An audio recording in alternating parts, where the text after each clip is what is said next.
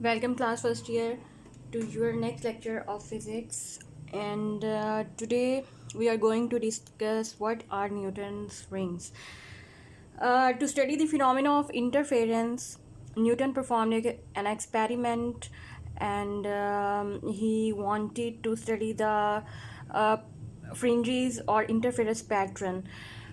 क्योंकि हम लोगों ने इंटरफेरेंस अब थोड़ा सा इतना पढ़ लिया है कि हमें ये अंदाज़ा हो गया है कि जब भी रोशनी की लहरें या आवाज़ की लहरें जो दो कंडीशंस जो फुलफ़िल करती हैं, कोहेरेंट हों और मोनोक्रोमेटिक हों, तो अगर रास्ते में वो अपनी ट्रैवलिंग के रास्ते में, अपनी प्रोपेगेशन के रास्ते में कहीं पर भी आपस में मिलेंगी, तो वो सुपरपोजिशन के ज़रिए एक फिनोमिना परफॉर्म करेंगी जिसको हम इंटरफेरेंस कहेंगे। ये पिछली वीडियोस को अगर आपने देख लिया है, सुन लिया है और समझ लिया है, तो ये बातें अब तक आपके जहन में क्लियर हो जानी चाहिए कि इंटरफेरेंस होता क्या है। आज हम इसी तरह लाइट वेव्स का इंटरफेरेंस का एक इम्पॉर्टेंट फिनोमिना पढ़ेंगे, और इसमें क्योंकि एक ख़ास करके एक एक्सपेरिमेंटल अरेंजमेंट एक ख़ास किस्म की इस्तेमाल हुई है, जिसमें हमें एक प्लानो कॉन्वेक्स लेंस की ज़रूरत है और एक प्लेन ग्लास प्लेट की ज़रूरत है। अब मेरे पास घर के अंदर ज़ाहिर है लेंसेज और ग्लास प्लेट मौजूद नहीं थे, लेकिन मैं उसे मिलती जुलती एक अरेंजमेंट उठा कर लाई हूँ।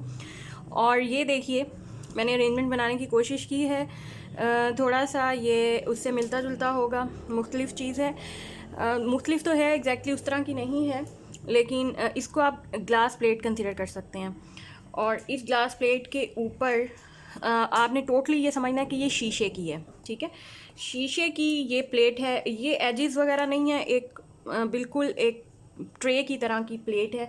और इसके ऊपर जब आप प्लानो कन्वेक्स रखेंगे, प्लानो कन्वेक्स लेंस क्या होता है, जिसको आप एक आम लेंस को दरमियान से कटिंग कर देते हैं, एक आम लेंस को दरमियान से कटिंग कर देते हैं, तो वो एक साइड से प्लेन हो जाता है और एक साइड जो है लेंस की, वो लेंस की शेप की बरकरार रहती है। तो ये एक प्लानो कन्वेक्स लेंस है जो दरमियान से कट कर दिया हुआ है, तो ये एक तरफ से एक साइड इसकी प्लेन है।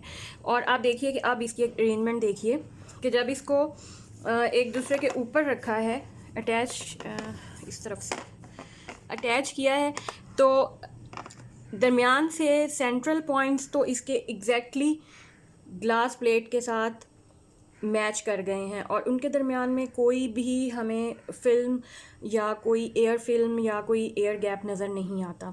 लेकिन जब आप जैसे जैसे आप साइड्स पर जाएंगे towards the periphery of the plano convex lens, तो यहाँ पर आप नोट करेंगे कि इस पॉइंट ऑफ कांटेक्ट से गेटिंग आउटवर्ड, जैसे जैसे हम बाहर की तरफ जाएंगे, तो यहाँ पर एक एयर फिल्म या कुछ आपको एयर कुछ थिकनेस की नज़र आ रही होगी, जो कि एक वेज शेप है। ये देखें, ऐसे और ऐसे, ऐसे और ऐसे, वेज शेप थिकनेस की एयर फिल्म यहाँ पर इनक्लोज है। और सिर्फ इस तरफ नहीं, इस अरेंजमेंट के दोनों तरफ, यहाँ पर भी और यहाँ पर भी एयर थिकनेस इनक्लोज हुई है। और जैसे जैसे हम बाहर की तरफ जाते हैं, थिकनेस बढ़ती जाती है। अब देखें, जैसे ही पॉइंट ऑफ कांटेक्ट ख़त्म होता है, एयर थिकनेस बहुत स्मॉल है यहाँ पर, और जैसे जैसे हम बाहर की तरफ जाते हैं, इन दोनों के दरमियान गैप बढ़ता जाता है और एयर थिकनेस जो है वो बढ़ती जाती है। आई होप कि आप इस छोटे से एक्सपेरिमेंट से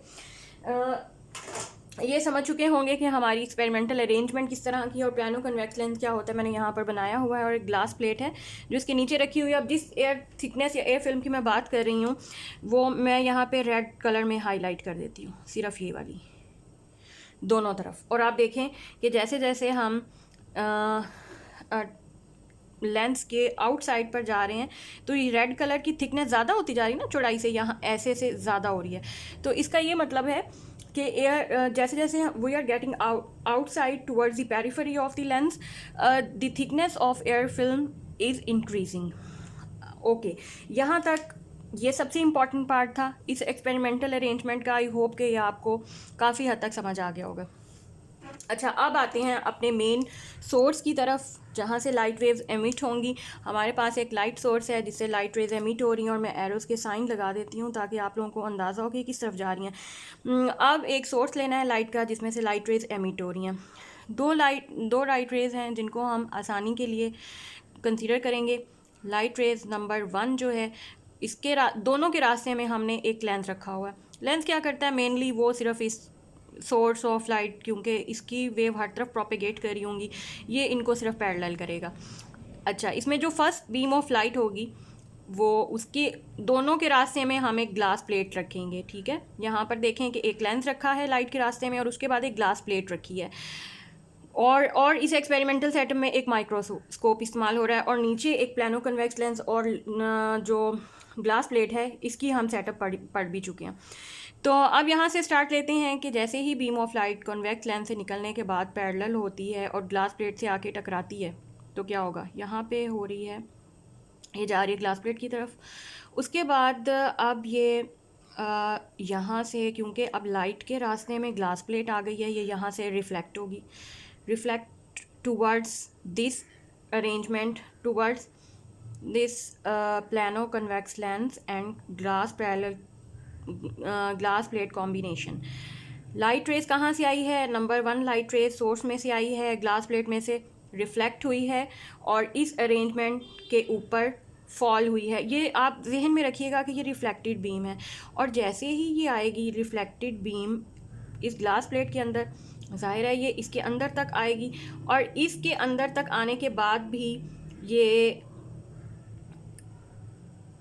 अपर एंड ऑफ एयर थिकनेस, मतलब आप इसको अगर मैं एक्सटेंड करूं तो यहाँ पे जो एयर थिकनेस है उस लेयर की अपर एंड से टकराने के बाद ये वापस चली जाएगी, यहाँ से टकरा के ये वापस जा रही है।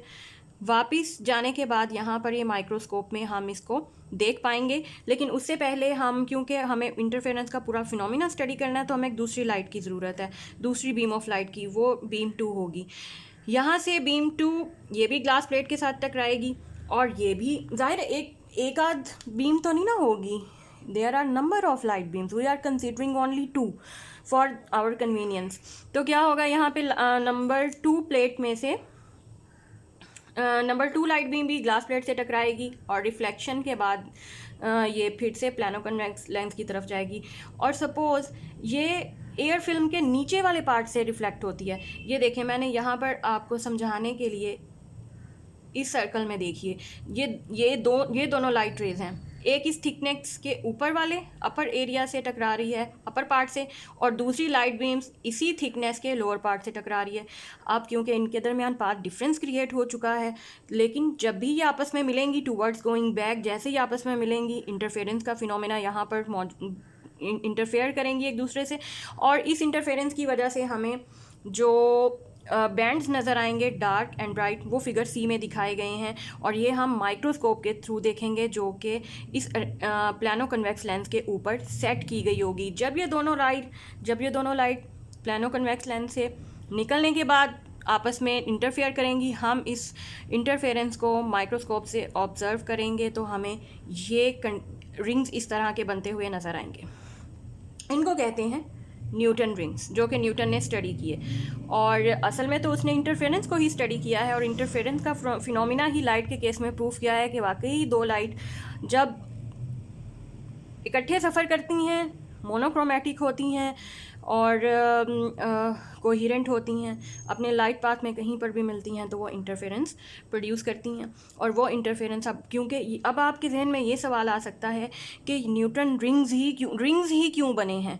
मतलब अभी रिसेंटली हमने पढ़ा है कि बैंड्स बनते हैं इस तरह के, ब्राइट एंड डार्क बैंड, एक डार्क होगा एक ब्राइट होगा, फिर ब्राइट होगा फिर डार्क होगा, लेकिन यहाँ पर क्योंकि हमारी एक्सपेरिमेंटल अरेंजमेंट इस तरह की है कि इस प्लानो कन्वेक्स लेंस के ऊपर हमें रिंग्स नज़र आएंगे इस लेंस की वजह से।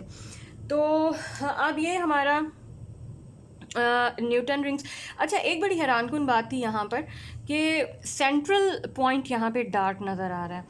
तो अब ये सेंट्रल पॉइंट डार्क किस वजह से है, अगर हम दरमियान वाली रे का मुतालिया करें तो हमें वो यहाँ से जाती हुई नज़र आ रही है, और वो सेंट्रल बीम जो है कहाँ पे जाके टकराएगी, जाहिर सी बात है कि वो central part of the plano convex lens और दिस ग्लास प्लेट से टकराएगी। और अपेरेंटली आप देखें यहाँ पे हमें कोई पार्ट डिफरेंस नज़र नहीं आ रहा, लेकिन क्योंकि ये इसमें एक छोटी सी एयर इनक्लोज होगी और ये डेंसर मीडियम से टकराएगी, तो इसकी वजह से एक एडिशनल पार्ट डिफरेंस ऑफ λ/2 यहाँ पे सेंट्रल पॉइंट पे अपीयर हो जाएगा। अब इस पार्ट डिफरेंस λ/2 की वजह से देखें कि हमें ब्राइट बैंड नहीं मिलता, बल्कि डार्क बैंड मिलता है।